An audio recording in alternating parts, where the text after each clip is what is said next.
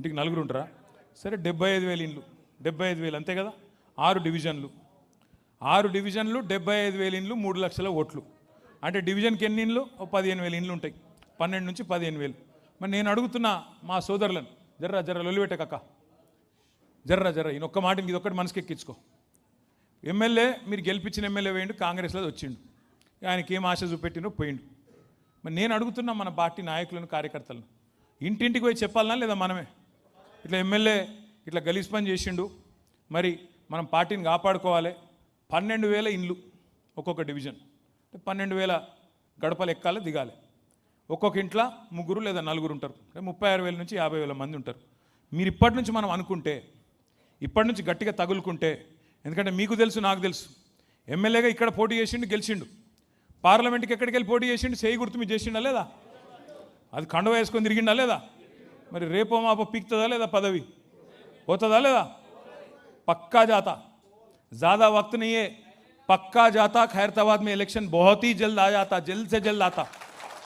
మీరు అందుకే నేను చెప్పేది, దయచేసి ఇప్పటి నుంచే మీరు చాలా చాలా స్పిరిటెడ్గా, చాలా హుషారుగా, మీరు ఎక్కడికి ఏ డివిజన్ కా డివిజన్ పనిచేయాలని శ్రీనివాస్ యాదవ్ అన్న చెప్తే ఉత్తగానే ఆయనకు పని లేక చెప్పలే, ఇది పెట్టుకొని మనసులో పెట్టుకునే చెప్పిండు. ఆడ ఎలక్షన్ వస్తుంది, మీరు మొత్తం తిరుగుతామంటే నడవది, ఎవల డివిజన్ వాళ్ళు గట్టిగా చేసుకోండి. ఎందుకు ఇది ఇంపార్టెంటు? ఇప్పుడు మీకు 245 బూత్లు ఉన్నాయి, మీరు ఏ బూత్ కా బూత్, శ్రవణ్ గారు ఒక మాట అన్నాడు, కాన్స్టిట్యున్సీకి ఎమ్మెల్యే ఎట్లనో బూత్కు బిఎల్ఏ అట్లా అన్నాడు. మరి ఏ బూత్ వాళ్ళు ఆ బూత్లు అట్లే అనుకున్నారు అనుకో, కేసీఆర్ ముఖ్యమంత్రి కావాలి, ఖైరతాబాద్ మీద గులాబీ జెండా ఎగరాలి అంటే నా బూత్ కాడికి నేను మెజారిటీ ఇస్తా పోయి, నాకు వేరే బూత్ అవసరం లేదు, నా బూత్లో నేను మెజారిటీ ఇస్తాను. ఎక్కడోళ్ళు అక్కడ మీరు నేను కేసీఆర్ అనుకొని తిరిగిరనుకో, కాదా పని? 1000 ఓట్లు బూత్కు, 1000 ఓట్లు అంటే 300 ఇండ్లు, 300 ఇండ్లు మీరు సవాల్గా తీసుకొని తిరిగి ఆ ఇండ్లకు పోయి ఎస్ఐఆర్ కార్యక్రమం కానీ, మెంబర్షిప్ కార్యక్రమం కానీ గట్టిగా చేసినాం అనుకో, రేపు వచ్చే ఎలక్షన్ గెలవామా మనం? కాంగ్రెస్ వాళ్ళు లంగతనం చెప్పుకుంటూ తిరిగితే సీనన్న చెప్పినట్టు 5 నిమిషాలు ఎత్తిమినానుగా కూర్చొని ముచ్చట పెట్టి, అక్క నీకు ఇది వచ్చిందా, కేసీఆర్ ఉన్నప్పుడు కేసీఆర్ కిట్ వచ్చింది, ఇప్పుడు వస్తుందా అక్క అంటే ఏం చెప్తుంది? ఏ వస్తలేదు, వీడు బంద్ చేసిన అని చెప్పది. అక్క నీకు రంజాన్ తోఫా వచ్చిందా అని అడిగినావు అనుకో, ఆప ఆరా క్యా రంజాన్ తోఫా అని అడిగినావు అనుకో, ఇంటికి పోయి క్యా బోల్తే, గాలియాँ देते, अरे क्या है उन्हों कहाँ से आए जी. బతుకమ్మ చీర వచ్చిందా లేదా అక్క అని అడిగితే చెప్పరా మనోళ్ళు? వచ్చిందా అక్క బతుకమ్మ చీర? బతుకమ్మ చీర బంధు, కేసీఆర్ కిట్ బంధు, బస్తీ దవాఖానా బంధు, పిల్లలకు బడిలో బ్రేక్ఫాస్ట్ బంధు, వీళ్ళు వచ్చినాక మొత్తం వ్యాపారాలే బంద్ అయిపోయినాయి.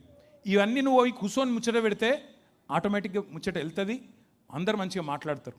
ఇవాళ పంట కోతకొచ్చింది, కోసుకునే తెలివి ఉందా లేదా అనేది మన చేతుల్లోనే ఉంది. అందుకే బిఎల్ఏలుగా నియమించబడ్డ వాళ్ళు, ఇక్కడ బిఎల్ఏలు ఎవరెవరు ఒకసారి చేయలేవట్టు, బూత్ లెవెల్ ఏజెంట్లు, 245 బూత్లకు ఏజెంట్లు ఎవరో నియమించబడ్డారో ఒక్కసారి అందరు చేతులు ఎత్తండి. Thank you.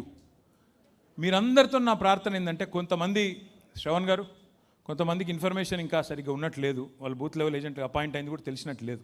కాబట్టి వాళ్ళని దయచేసి వార్డుల వారిగా వెంకటేష్ గారు, మా సోదరుడు మహేష్ యాదవ్ గారు, విప్లవ్ గారు, అట్లాగే శ్రీనివాస్ నాయుడు గారు, గోవర్ధన్ రెడ్డి గారు, హేమలత గారు, ప్రసన్న గారు, ఇంకా మిగతా నాయకులు షకీల గారు, ఇంకా అందరూ, మేఘన గారు, అందరూ ఒక్కరు వీలు వాళ్ళని, గోసుల శ్రీనివాస్ యాదవ్ గారు, పేరున అందరితో నా ప్రార్థన, విష్ణు గారు, ఒక్కరు కాదు, మా నాయకులు, మా ఉద్యమకారులు ఉన్నారు, డివిజన్ల వారీగా అధ్యక్షులు ఉన్నారు, అందరితో నా ప్రార్థన, మీరు గిన్న కరెక్ట్గా అనుకుంటే, మీరు ఖైరతాబాద్ వాళ్ళు పోయి సోమాజిగూడలో రాజకీయం చేసేదేం లేదు, సోమాజిగూడలో వచ్చి బంజారాహిల్స్ రాజకీయం చేసేదేం లేదు, బంజారాహిల్స్ వాళ్ళు పోయి జూబ్లీహిల్స్ రాజకీయం చేసేదేం లేదు.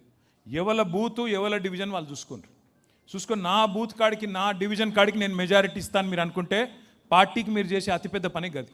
ఇక నేను అంతటా తిరుగుతా, నేను రాష్ట్ర నాయకుని, నేను జాతీయ నాయకుని, అంతర్జాతీయ నాయకుని, నీకు అంతగానం ఉంటే తర్వాత డొనాల్డ్ ట్రంప్తో కూడా కొట్లాడదు, ఓకే.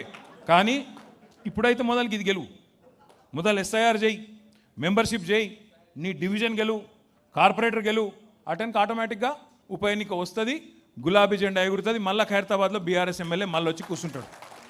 ఇంతకంటే నేల విడిచి సాము చేయకండి.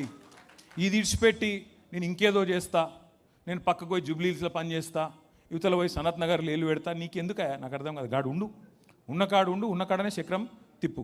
ఈ ఒక్క మాట మీకు ఈ ఎస్ఐఆర్ గురించి నేను చెప్పాలి. ఒక్కసారి అందరు ఇక్కడ చూడాలి దయచేసి. हमारे बहन भी यहाँ पे काफ़ी सारे बहन हैं, आप तमाम बहनों से भाइयों से मैं गुजारिश करता हूँ, एसआईआर बहुत ख़ास चीज़ है, इसके बारे में ज़रा गौर करिए, ध्यान दीजिए, सुनिए, समझिए और जिसको नहीं समझ आता उसको समझाने की भी कोशिश आप ज़रूर करिए. ఎస్ఐఆర్ जो है ఎస్ఐఆర్ అనేది ఇది మొదటిసారి అయితలేదు. ఎస్ఐఆర్ అంటే స్పెషల్ ఇంటెన్సివ్ రివిజన్. ఇక సింపుల్ భాషలో చెప్పాలంటే మీకు ఎక్కువ తక్కువ కన్ఫ్యూజ్ చేయకుండా ప్రతి సంవత్సరం మనం మన ఇంట్లో ఎవరన్నా 18 ఏళ్ళు నిండితే వాళ్ళకు కొత్తగా ఓట్లు రాపియచ్చు. ఎవరైనా చచ్చిపోతే ఓట్లు తీసేపిస్తాం. జనవరి 1కి ఎప్పుడైనా సరే ఎవరికైనా 18 ఏళ్ళు నిండితే తహసీల్దార్ ఆఫీస్కి పోయి లేకపోతే జిహెచ్ఎంసీ ఆఫీస్కి పోయి చిన్నగాడ ఒక దరఖాస్తు ఇస్తే రాస్తారు ఓటు. ఎస్ఐఆర్ ఏంటిది మరి కొత్తగా దీనిలో ప్రత్యేకత ఏంటిది అంటే భారత రాజ్యాంగ నిర్మాత డాక్టర్ బాబాసాహెబ్ అంబేద్కర్ గారు చాలా తెలివైన వాడు, దార్శనికుడు, ముందు చూపున్నాడు. ఆయన స్వాతంత్రం వచ్చిన కొత్తలో నెహ్రూ గారు, గాంధీ గారు, ఇంకా పెద్దలు మౌలానా అబుల్ కలాం ఆజాద్ గారు, ఇంకా మిగతా పెద్దలు అందరూ కూర్చొని ఈ పెద్ద మనిషి అంబేద్కర్ సాబ్ అయితే బాగా చేస్తాడు, ఈయన దేశం మరి కొత్తగా స్వతంత్రం వచ్చింది, ఎటు దిక్కు పోవాలి, ఎట్లా నడవాలి, ఏం కానూన్ ఉండాలి, ఏం కాయిదా ఉండాలి అని ఆలోచన చేసి अंबेडकर साहब को वो काम सौंपे क्या कॉन्स्टिट्यूशन लिखने का और एक कानून लिखने का काम जो है अंबेडकर साहब को सौंप दिए. अंबेडकर గారు ఎంత గొప్పోడంటే మీకు తెలవాలి, చాలా దేశాలల్లో మొదళ్ళు వాళ్ళకి స్వాతంత్రం రాగానే మహిళలకు ఓటు హక్కు ఇయ్యలే. 100-200 ఏళ్ళు కొట్లాడితే మహిళలకు అటెన్క ఓటు హక్కు ఇచ్చింది. కానీ మన దేశంలో మహిళలు ఏ ఒక్క మహిళ పోరాటం చేసే అవసరం లేకుండా మొట్టమొదటి ఎలక్షన్లోనే ఓటు హక్కు కల్పించిన మహానుభావుడు డాక్టర్ బాబాసాహెబ్ అంబేద్కర్.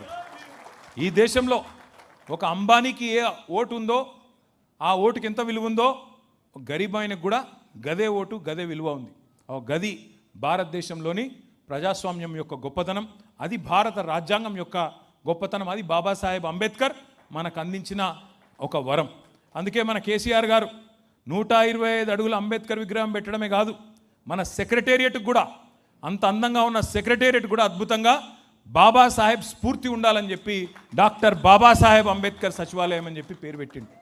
ఆ అంబేద్కర్ రాసిన రాజ్యాంగంలోనే ఒక మాట రాసిండు, ఏమని, ప్రతి 10 ఏళ్ళకు ఒకసారి జనగణన జరగాలి, జనాభా ఎంత పెరిగిందో లెక్కలు తీయాలి, ఎవరు బతుకున్నారు, ఎంత పెరిగింది, ఎవరు చచ్చిపోయినరు అప్డేట్ చేయాలి, ప్రతి 10 ఏళ్ళకు ఒకసారి అని పెట్టిండు.